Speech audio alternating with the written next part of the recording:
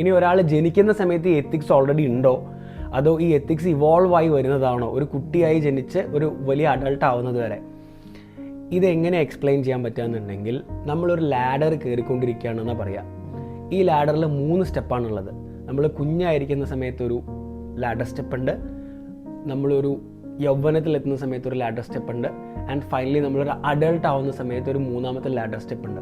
ഈ 3 ladder step കയറിയിട്ടാണ് ethics evolve ആയി വരുന്നത്. ഫോർ എക്സാമ്പിൾ, ചെറുപ്പത്തിലെ ഒരു കുട്ടി, 2 കുട്ടികൾ കളിച്ചുകൊണ്ടിരിക്കുകയാണ്. അതിലൊരു കുട്ടി വേറൊരു കുട്ടിയുടെ ടോയ് തട്ടിപ്പറിച്ചെടുത്തു. അപ്പോൾ ആ കുട്ടിക്ക് ഇത് ജസ്റ്റിസ് അല്ല, ഞാൻ തട്ടിപ്പറിക്കാൻ പാടില്ല എന്നൊന്നും അറിയുന്നില്ല.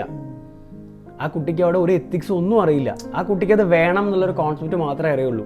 ആ കുട്ടി അവിടെ എന്തെങ്കിലും കാരണവശാൽ കുട്ടിക്ക് ഒരു തെറ്റ് ഫീലിംഗ് തോന്നുന്നുണ്ടെങ്കിൽ അത് അമ്മ ചീത്ത പറയും, അല്ലെങ്കിൽ അമ്മ കണ്ടുകൊണ്ടിരിക്കുന്നുണ്ടെങ്കിൽ അത് പ്രശ്നമാണ് എന്നുള്ളൊരു ട്രിഗർ മാത്രമേ ആ കുട്ടിക്ക് അവിടെ വരുള്ളൂ.